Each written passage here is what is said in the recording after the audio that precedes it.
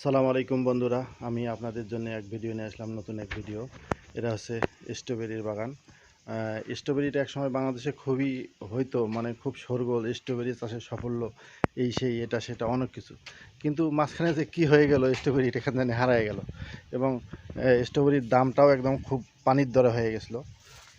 মানে চাষি যারা চাষ করতো তারা ওই রকম আপনার দাম পাইতো না, যার ফলে তারা করতো, মানে স্ট্রবেরি চাষটা। কিন্তু বর্তমানে স্ট্রবেরি মানে খুবই ভালো ফলন, বা এখনও লাগানোর সময় আছে স্ট্রবেরিতে।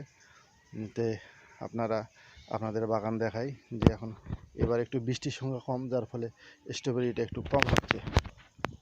আপনাদের আরেকটা বাগানে নিয়ে আসলাম। দেখেন এইখানে পরীক্ষামূলক, মানে সামনে হয়তো ভালো ফলন আসবে একটু বৃষ্টি হলে। সেজন্য আশা করি আমার ভিডিওটা আপনাদের ভালো লাগবে। এখানে দেখেন খুবই সুন্দর, আমি আপনাদের দেখাচ্ছি বাগানটা। খুবই সুন্দর একটা স্ট্রবেরি হচ্ছে এখানে, খুবই সুন্দর। এটা খুব উপকারী ফল, শরীরের জন্য খুবই উপকারী। আপনাদের দেখাই, এই দেখেন একটা স্ট্রবেরি হয়েছে, মানে গাছটা খুবই সবল। আর একটা দেখাই আপনাদের, এই যে এখানে আর একটা দেখেন, খুব সুন্দর সুন্দর এত স্ট্রবেরি হয়েছে যেটা কল্পনা করা যায় না। খুবই সুন্দর স্ট্রবেরি হয়েছে। হ্যাঁ, আপনাদের বাগানটা একটু ঘুরে ঘুরে দেখাই।